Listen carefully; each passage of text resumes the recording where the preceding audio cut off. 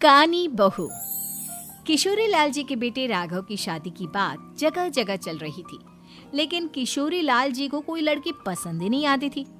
और उसकी एक ही वजह थी, किशोरी लाल जी का लालची होना। उनको लड़की वालों से मोटा दहेज चाहिए था और इसी चक्कर में एक दिन वो एक बहुत पैसे वाले के घर अपने बेटे का रिश्ता लेकर पहुंचे। उस आदमी का नाम था ओम प्रकाश। देखे किशोरी लाल जी, मेरी एक ही बेटी है और मेरी सारी संपत्ति जायदाद सब कुछ मेरी बेटी नैना का ही है। पापा, नाम से लगता है बहुत खूबसूरत होगी।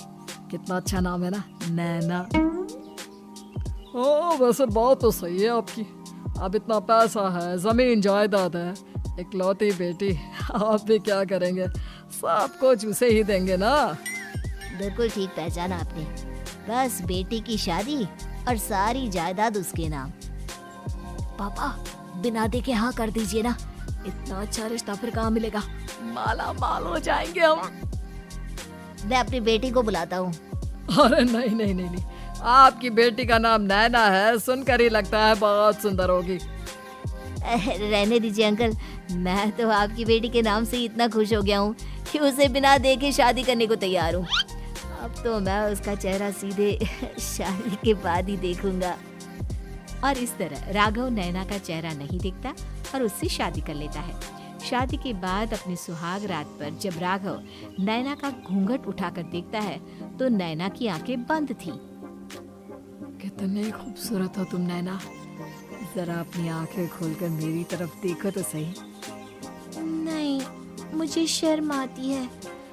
अरे, मैंने तुम्हें शादी से पहले भी नहीं देखा और अब अगर तुम आंखें खोलकर मुझे देखोगी भी नहीं तो मुझे अच्छा कैसे लगेगा? इससे पहले कि नैना अपनी आंखें खोलकर राघव की तरफ देखती, अचानक से लाइट चली गई और राघव नैना को पूरी तरह से देख भी नहीं पाया। अगली सुबह नैना राघव के लिए नाश्ता बनाकर लेकर आई। अरे ये क्या, आधा पराठा सेका हुआ है और आधा बिल्कुल कच्चा। ये तुमने क्या किया नैना? बहू, तुमने क्या आधा पराठा तवे से नीचे लटका कर रखा था जो आधा सेका है और आधा कच्चा? मुझे जितना दिखेगा उतना ही तो सीखूंगी ना पापा जी। जहाँ जहाँ मुझे नजर आ रहा था वहाँ मैंने सीख लिया, जहाँ जहाँ नहीं दिखा वहाँ कच्चा रह गया होगा।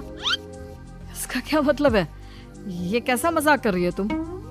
अरे बहू, तुमने इतना लंबा घूंघट क्यों लगाया हुआ है?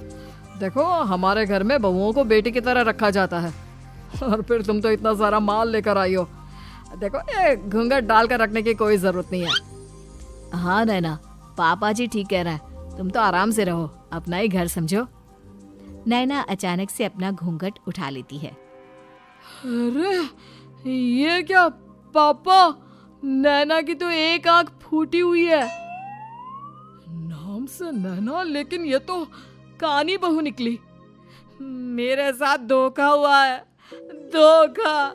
बिना दिखाए अपनी कानी लड़की मेरे संग ब्याह दी। मुझे कानी बीवी नहीं चाहिए। मुझे अभी ओम प्रकाश जी से बात करनी पड़ेगी। आखिर उन्होंने मेरे साथ ऐसा किया क्यों? अरे, आप लोगों ने ही तो पापा से कहा था कि आप लोग शादी से पहले मुझे देखना नहीं चाहते। अब मेरे पापा पर क्यों इल्जाम लगा रहे हैं? अरे लेकिन उन्हें बताना तो चाहिए था ना कि तुम कानी हो, एक आंख से तुम्हें दिखाई नहीं देता। किशोरी लाल और राघव नाराज होकर ओम प्रकाश को अपने घर बुलाते हैं। पापा जी, ये आपने क्या किया? शादी से पहले बताया क्यों नहीं कि नैना की आंखों में परेशानी है? अरे, आप ही ने तो लड़की देखने से मना कर दिया था। अरे लेकिन आप बता तो सकते थे। आपको तो हमारी बेटी की प्रॉपर्टी चाहिए थी, वो भी पूरी की पूरी। अब क्या हुआ अगर उसे आधा दिखाई देता है? प्रॉपर्टी तो आपको पूरी मिल गई ना। अरे ये क्या बात हुई? मेरी शादी प्रॉपर्टी से नहीं, आपकी बेटी से हुई है। अब ये तो पहले सोचना चाहिए था, तब तो मेरी प्रॉपर्टी देखकर तुम्हारी जुबान लप लपा रही थी।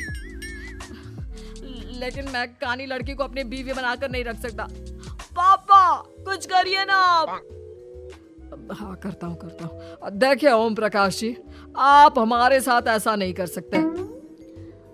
और तुम देखो, अगर तुमने मेरी बेटी से शादी तोड़ी ना, तो जो भी प्रॉपर्टी मैंने तुम्हें दी है वो तो पूरी की पूरी वापस ले ही लूंगा, और आधी प्रॉपर्टी तुम्हारी भी लूंगा।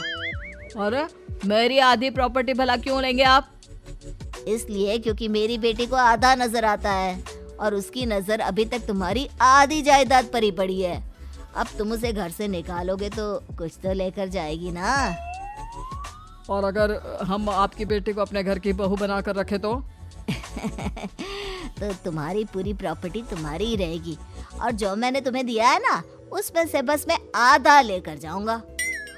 अरे लेकिन अब आप अपनी दी हुई प्रॉपर्टी में से आधी वापस क्यों लेकर जाएंगे? अगर मैं आपकी बेटी को अपनी पत्नी बनाकर रखने को तैयार हूँ तो? इसलिए ताकि भविष्य में अगर तुम मेरी बेटी को धोखा दो तो उसके पास कुछ तो रहे जो पति का हो। वैसे मेरे पास तो बहुत कुछ है, लेकिन अपने पति की कोई निशानी तो उसके पास होनी चाहिए ना। अब अगर तुमने मेरी बेटी को कानी कहा तो तुम्हें प्रॉपर्टी भी कानी ही मिलेगी, पूरी नहीं। जमाए राजा। किशोरी लाल और राघव समझ चुके थे कि वो बुरी तरह फंस चुके हैं और अब उनके पास वहां से निकलने का कोई चारा नहीं है। अब समझ में आया ना, लालच बुरी बला होती है। एक तो तुम्हें प्रॉपर्टी मिली, ऊपर से बीवी मिली, उसमें तुम्हें नखरे भी दिखाने हैं। आए बड़े, चुपचाप बैठो दोनों। कुछ दिनों के बाद नैना राघव की कार लेकर बाजार घूमने निकलती है और जब कार लेकर वापस आती है, ये क्या? एक तरफ से मेरी गाड़ी पूरी खराब हो चुकी है। लगता है तुमने मेरी गाड़ी को किसी दूसरी गाड़ी के साथ एक्सीडेंट किया है। अरे कितना बड़ा नुकसान कर दिया तुमने बहू। वो क्या है ना पापा जी, मुझे एक आंख से दिखाई नहीं दे रहा था, सामने से गाड़ी आ रही थी। मुझे तो सिर्फ आधा ही दिखाई दिया और वो गाड़ी मेरी कार से रगड़ते हुए निकल गई। अब मैं क्या करूं बताओ? आप इसे ठीक कराने के पैसे कौन देगा? तुम्हारे पापा? तुमने मुझसे इस तरह से बात की? अभी रुको। नैना राघव की शिकायत ओम प्रकाश को कर देती है।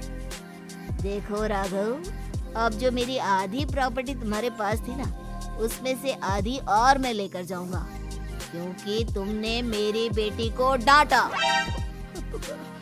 अरे नहीं पापा जी, गलती हो गई, माफ कर दो। गलती की तो कोई गुंजाइश ही नहीं। अगली बार मेरी बेटी को डांटा तो बची हुई आधी में से आधी और ले जाऊंगा। लालच के चक्कर में हम दोनों ने बहुत बड़ी गलती कर दी बेटा। एक तो तुम्हें कानी बहू मिली और ऊपर से जो माल मिला वो भी काना।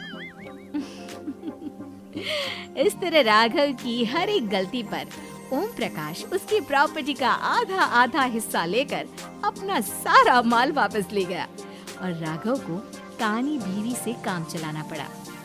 भाई लालच वाकई में बुरी बला है।